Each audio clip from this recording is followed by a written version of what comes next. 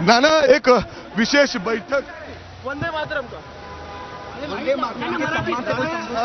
एक बैठक घेणार आहेत काँग्रेसच्या सगळ्या पदाधिकाऱ्यांची राहुल गांधी. राहुल गांधी काय संवाद साधणार आहेत सांगा, मराठीत सांगा. मला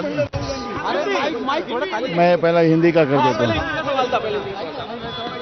मुझे ऐसा लगता है कि वंदे मातरम का कांग्रेस ने कोई विरोध किया नहीं है। जो लोग विरोध करते थे वो आज वंदे मातरम के बारे में उतना ही जो आज अपनापन दिखा रहे हैं, वो अंग्रेज के ज़माने में अगर वो करते हैं तो मुझे लगता है कि इनकी बात को भारत की जनता मानती। लेकिन आज वो दिखावे के लिए वंदे मातरम की बात कर रहे हैं। जो 12 साल में नरेंद्र मोदी जी के फेलियर को छुपाने के लिए वंदे मातरम जो सामने ला रहे हैं, तो मुझे लगता है कि वंदे मातरम का विरोध तो कोई नहीं करेगा। तो वंदे मातरम के बारे में इन लोगों को क्या है, जो जंतर मंतर पे इनको सबक दिया जैन जी ने, उसके डर के वजह से वंदे मातरम की बात कर रहे हैं।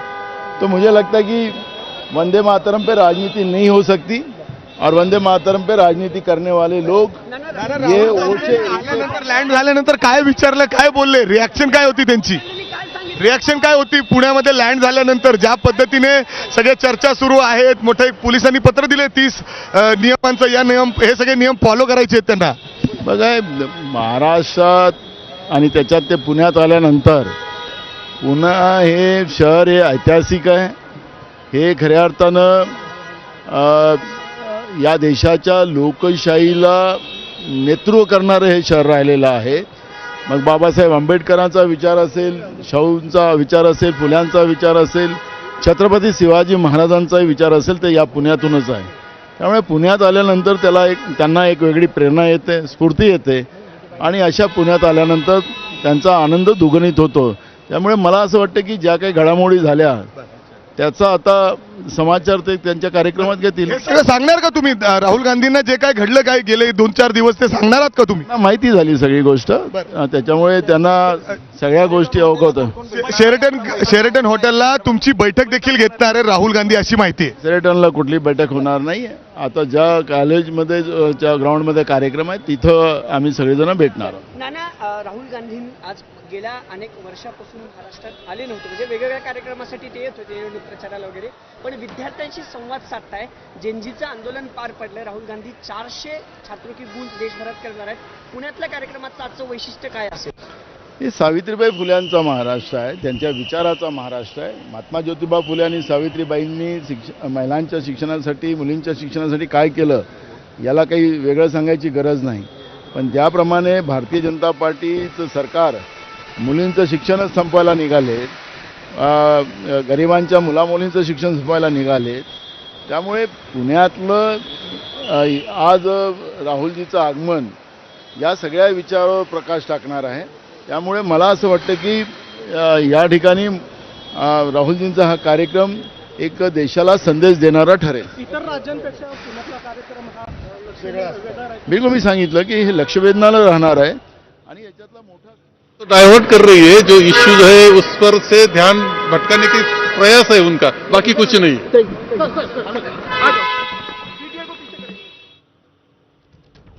तर राहुल गांधी यांचं पुणे विमानतळावरती आगमन झालेलं होतं आणि पुढे शेरेटन हॉटेलच्या दिशेनं आता ते रवाना झालेले आहेत. मिकी घई आपल्याला पुढचे अपडेट्स देत आहेत. मिकी, पुढे नेमका काय कार्यक्रम असणार आहे आणि कशी रूपरेषा असेल?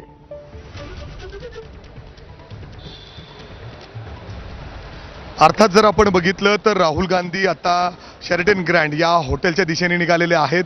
काही वेळात त्या ठिकाणी पोहोचल्यानंतर जे सगळे पदाधिकारी आहेत, अर्थात आमदार आहेत काँग्रेसचे, त्यांच्याबरोबर काही काळ राहुल गांधी चर्चा देखील करणार आहेत, कारण राज्याची परिस्थिती त्यांना जाणून घ्यायची आहे.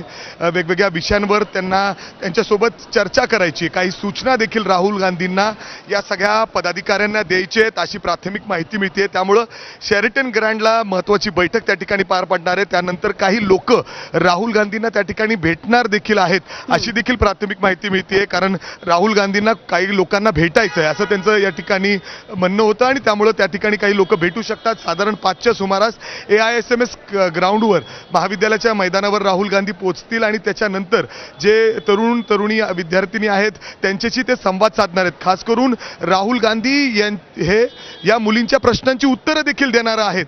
त्यांना प्रश्न विचारण्याचा देखील अधिकार त्या ठिकाणी दिलेला आहे त्यांनी आणि अशा अर्थाने तिथं जवळपास 7:30 पर्यंत राहुल गांधी असतील आणि त्याच्यानंतर काही काळ ते आणखीन काही लोकांना भेटणार आहेत, कारण जवळपास 9, 9:15च्या नंतर पुन्हा एकदा राहुल गांधी दिल्लीच्या दिशेने रवाना होणार आहेत. मात्र आता जर आपण बघितलं तर पोलिसांनी कडेकोट बंदोबस्त लावलेला आहे, कुठलाही अनुचित प्रकार घडू नये. जे काही 2-3 दिवस सातत्याने पुण्यामध्ये होतोय छात्रों की गूंज या कार्यक्रमात